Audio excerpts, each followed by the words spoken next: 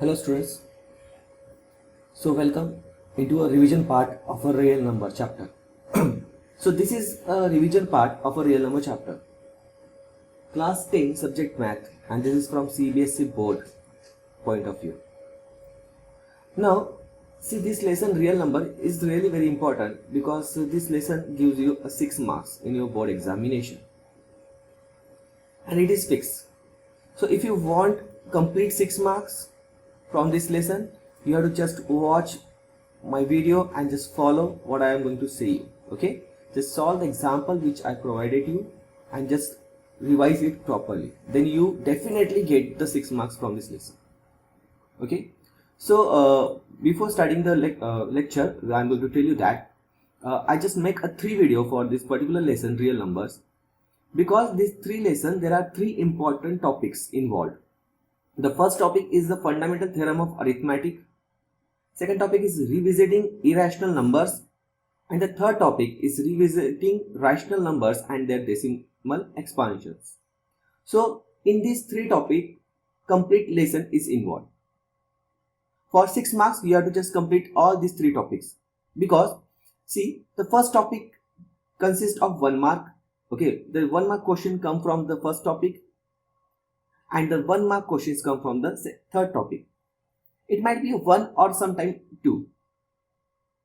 But for the second topic, that is revisiting irrational numbers, there is definitely 3 mark question will come. So 3 plus 1 plus 2, that is 6 marks. So to just obtain this complete 6 marks, you have to just go through these 3 topics. So in this video, we are going to cover the first topic, that is the fundamental theorem of arithmetic. So what is the fundamental theorem of arithmetic? How we can solve the example on it and how to use it to get 1 mark. 1 mark, or sometimes it will be for 2 marks. Okay, so vice versa. If it is for 1 mark, it is for 2 marks, and if it is the last topic is for 2 marks, it is for 1 mark. Okay, so vice versa, you can just consider. Now, without wasting a time, I'll just start my topic. That is the fundamental theorem of arithmetic from chapter 1st, real numbers. So what is meant by fundamental theorem of arithmetic? So it's a very clear and very simple statement. That is, every composite number can be expressed, or we can say factorized, as a product of primes, and this factorization is unique apart from the order in which the prime factors occur. So what it means, what it actually means, see, remember this thing, that is, they can also ask in the board examination, the statement of the theorem is also can be asked. So you have to prepare for the statement also. So what is meant by composite? What is meant by composite? So everyone knows that a number having more than 2 factors, okay, it's called composite number. Every number have 2 factors, one itself and one is 1. Example, see, there is a 5. So 5 is a composite number? Obviously not. 5 is a prime number. Okay, 5 is a prime number. Because why it is a prime number? Because the factor of 5 is 5 into 1. So 1 is itself and another one is 1. So a number having only one factor rather than 8, that is 1, it's known as prime number. And what is composite number? A number having more than 2 factors. Okay, suppose I can write here 6. So the factors of 6 is 2 into 3. Okay, and we can also write 6 into 1. So factors of 6 are 2, 3, 6, 1. There are 4 factors. Okay, so there are 4 factors. So we can say that it's a composite number. So what is the theorem said? Every composite number, see, this is a composite number, can be expressed. Express means equals, or we can say factorize, as a product of primes. So see, 6 is not a prime. So the prime numbers are 2 and 3. So I already told you what is my prime number. A number having only a number which is having only 2 factors, that is 1 itself and 1. It's called as prime number. So 2 is also prime, 3 is also prime. So product of prime, and this factorization is unique. And see, these are unique factorization apart from the order in which the prime factor occurs. It means you can also write here 3 into 2 because it's a multiplication. So multiplication is commutative. So commutative means what? We can change the position. 2 into 3 or 3 into 2, both are the same. So in short, you have to remember this statement, that is every composite number can be expressed or you can say factorized as a product of primes, and this factorization is unique apart from the order in which the prime factors occurs. It will come for 1 mark, okay, if it comes. Now you understand the topic. Topic is very simple, that the fundamental theorem of arithmetic. Now it's time to see the example on it. Okay, so this much is the topic. Now we are just watching the example. Now if I just show you the example, see, I just write one example over here.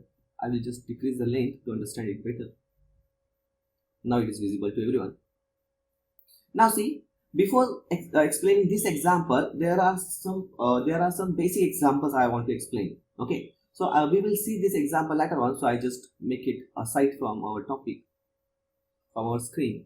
Now I just write few examples, okay, depend on this particular topic. Now the first question is that find the HCF and LCM.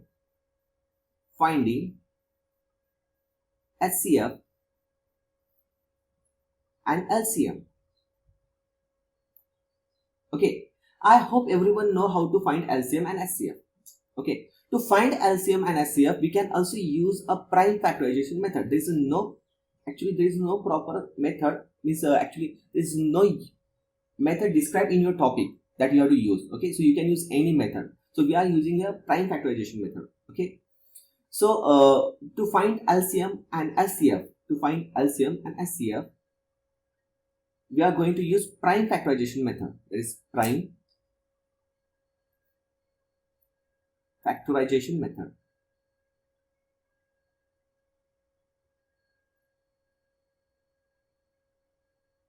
So how we use the prime factorization method? I will just show you with an example.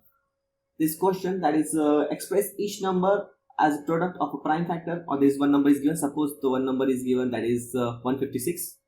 Okay, one number is given, that is 156. So there is a simple question for 1 mark. Express it into a prime factors. So how you will express? I know this is really very simple question regarding 10th standard, but it can become in your examination, so we have to see it once. Okay, so just divide it and you will get the factors. So what is the factor of 256? I can divide it into 2. So 2 into 270, 2 sevens are 14 and 2 eights are 16. 2 into 7 is 78. Again I can just divide it. So 2 into 2 into, just write these 2 below this 2. Okay, now just divide this 78 with 2. So we will get here 2 3s are 6, 2 9s are 18. Okay, now we cannot divide it by 2, so we are going to divide it by 3. So 2 into 2 into 3 into 3 ones are 3, 3 3s are 9. Always start your prime factorization with 2. Okay, 2 3 4 2 3 5 like this you can just do it. So 2 into 2 into, now see, 13 is over. Okay, we cannot find the factors, we cannot just divide this 13 with any number, so our factorization method is over here.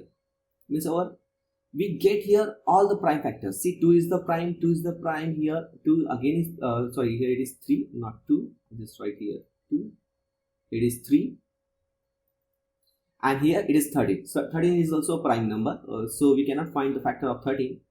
So these are the prime factors. Understood? This is a very simple method. So how you can find the HCF? See, actually HCF and LCM, highest common factor, and LCM, least common multiple, we are find for a 2 number. Okay, we have to find for 2 number, because HCF means highest common factor. For one number there is no common, for LCM there is no common factors, so we have to just consider 2 numbers. So I will just take another number, another question in which we have to find LCM and HCF. So this question, that is find LCM A comma B and HCF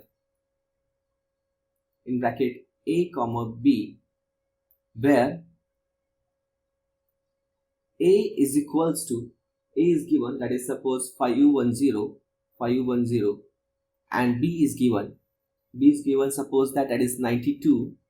Okay, so this is our first question, that is find the prime factors. So I told you how you can find the prime factors. Now the second one is find LCM and SCF of two numbers where A and B are given. So again, to find LCM and SCF, we have to find the prime factors of this particular number A. So just start to find prime factors. In the solution, I am just writing here 1510 is equals to, now just divide it by 2. So 2 into 2 2s are 4, 2 5s are 10, 2 5s are 10. Okay. Now again I'm going to divide it by 5. So 5 into 5 5s are 25, 5 1s are 5. Okay. So now just divide it by 3. So 2 into 5 into 3 into 3 1s are 3, 3 7s are 21. Okay. So the factors are 2, 5, 3 and 17. Now you cannot divide 17 again because it's again a prime number. So now start for 92. Start factorizing 92 number. Okay. So that is we can just divide it by 2. So 2 into 2 4s are 8. Okay, and 2 6s are 12. Now again we can divide it by 2. So 2 2s are 4, 2 3s are 6, 23. Now can you find the factor of 23? Okay, no, because 23 is again our prime number. Good. So now we have to find HCF, highest common factor of A comma B. And here A means what? A means, I just write here, therefore HCF of 510 comma 92 is equals to, now HCF means what? Only we have to take the common factors. Okay, so which are the common factors are here? Okay, which are the common factors are here? So if I just circle the common factors, I just make the circle or I just make the highlight the common factor. See, here it is 2, here it is also 2. So we can write here 2. Okay, next one, here it is there is no other common factor. See, there is 5 3 70 and here 2 and 23. Okay, there is no common factor. So if there is no common factor, no need to write. So highest common factor is 2 only. Good. So now we have to find LCM.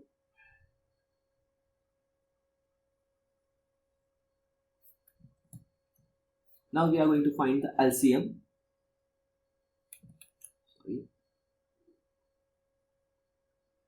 LCM of A comma B. And what is A here? LCM. A is nothing but 510 and B is nothing but 92. So now in that LCM you have to take common ones. Okay, common ones and all the other are ones. You have to take. So see, 2 both sides in the both factors. So I just write here 2 1s. Now see, here it is 2 and there is no 2. So I have to write it 2 1s. All the factors you have to write. Okay, in short, 23 I have to write here into, now 5 I have to write here, now 3 I have to write here, and 70. Okay, so now you have to just multiply all this number and get the factors, get the LCM, least common multiple of this particular numbers. So I can just use I just take the help of calculator. Okay, okay, now see, I have a calculator here to calculate this value. So 2 multiply by 2 multiply by 23 multiply by 5 multiply by 3 again, sorry, not again, this is the first time. So 3 and last one, that is multiply by 17. So equals to, we get 23460. So the value is 23460. So this is your LCM. of this two number 510 and 92. So I hope you understand how to calculate HCF and LCM. Actually, you already know this point, but because it is important for 1 mark in the board examination, that's why I explained. Now, there's another method also to find LCM.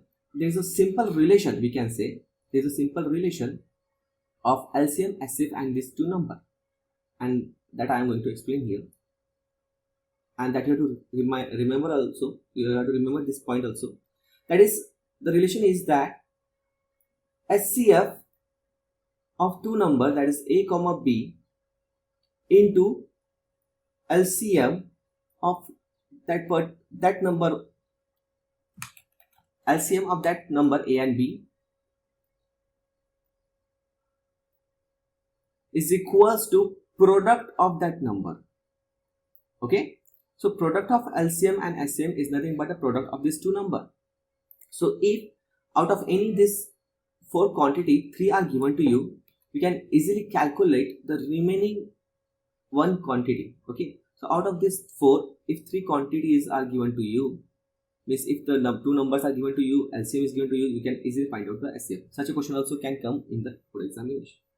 So this kind of question comes from this particular topic, and there are some few more questions which can also become for this particular topic, and that is the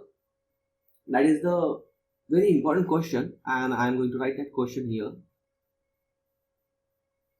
Question number 3rd.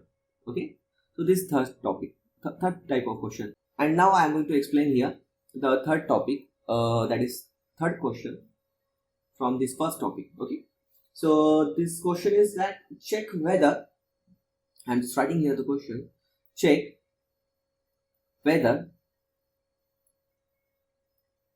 that is 6 raised to power n can end with the digit 0, with the digit 0 for any natural number. For any natural number n. So check whether 6 raised to power n can end with the digit 0 for any natural number n or not. So how you can solve this question? This question is really very simple. You have to only just factorize this 6. So solution I am going to write here. That is 6 raised to power n. We can write it as 2 into 3 bracket raised to power n. Okay, which is also we can write here 2 raised to power n into 3 raised to power n. Now these are the factors. These are the factors of this particular number 6. Okay, so what they ask, check whether 6 raised to power n can end with the digit 0. Now see, to end with the digit 0, the factor should be 2 into 5. So 5 to the 10.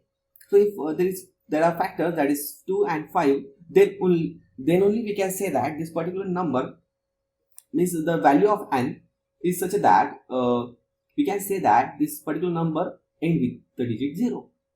So we cannot observe here 5 as a factor.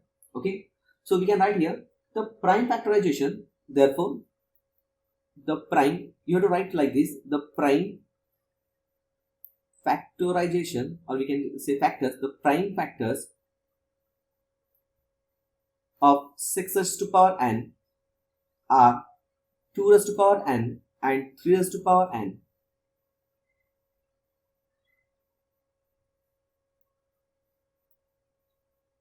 Here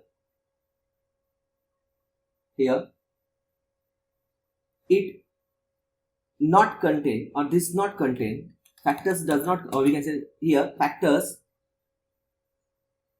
does not contain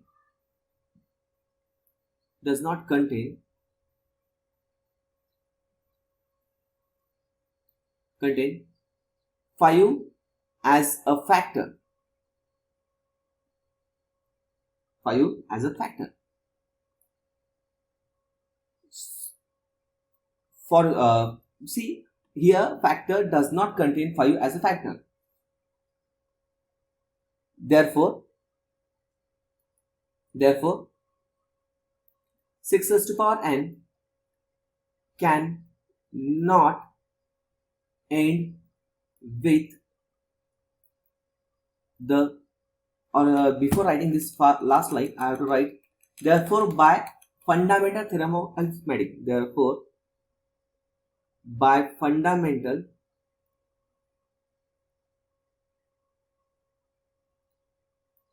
theorem of arithmetic,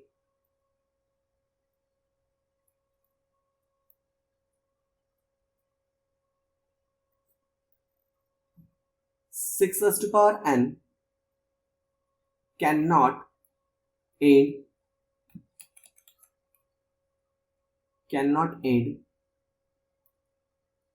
with the digit 0. Now how we can say by the fundamental theorem of arithmetic? See, to end with the 0, 6 raised to power n must contain the factor 5.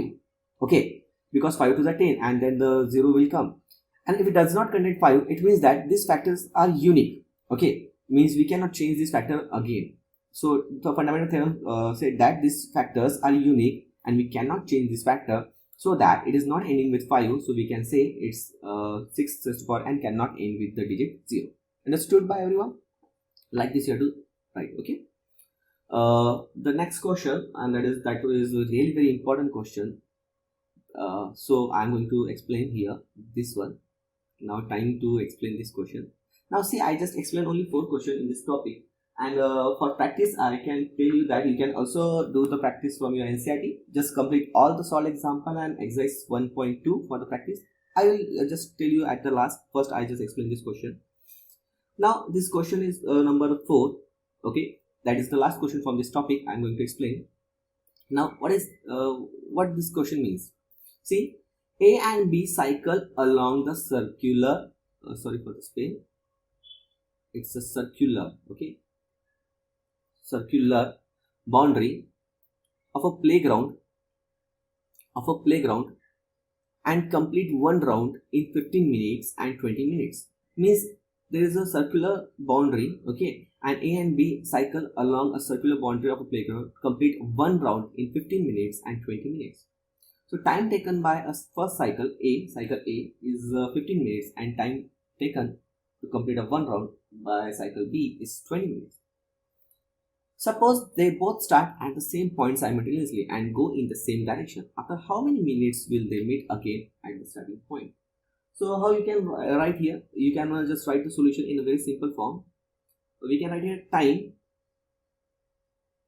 taken by cycle A to complete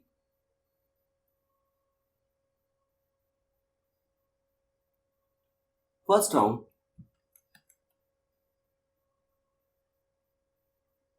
equals to 15 minutes, correct? Okay, so it will the position where it came back to, suppose there is a circle, okay, if A start from this point, okay, so it takes 15 minutes to complete this circle. Okay, so time taken by a cycle A to complete first round is 15 minutes, and time taken by cycle B to complete first round is equals to 20 minutes. So with the same point, if B also started, okay, so it takes 20 minutes to complete this round. Okay, when it reaches to this point, A will reaches to another point because it have less time to complete the round. Okay, now we have to find out after how many minutes will they meet again at the starting point. Okay, therefore simple, we have to find the LCM of these two number. I'm not just rotating this question again and again. It's a very simple question. Just write what is given and then just directly jump on the LCM. So time required now time required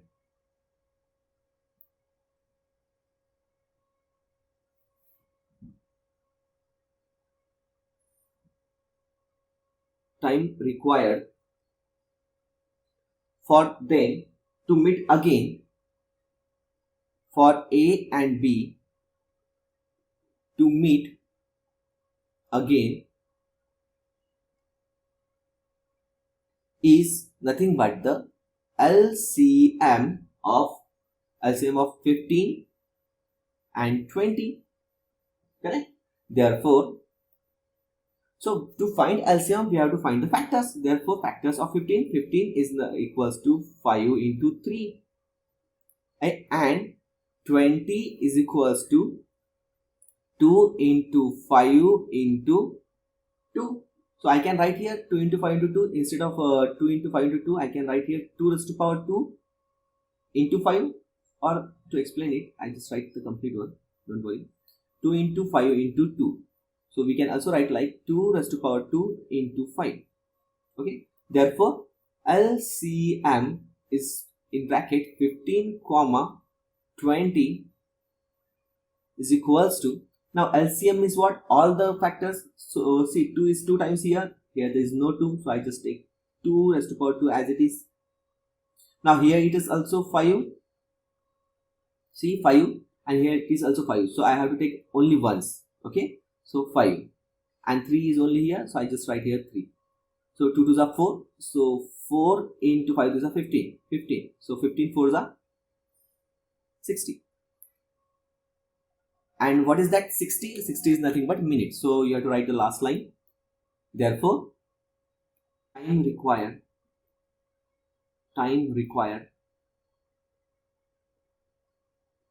for A and B to meet again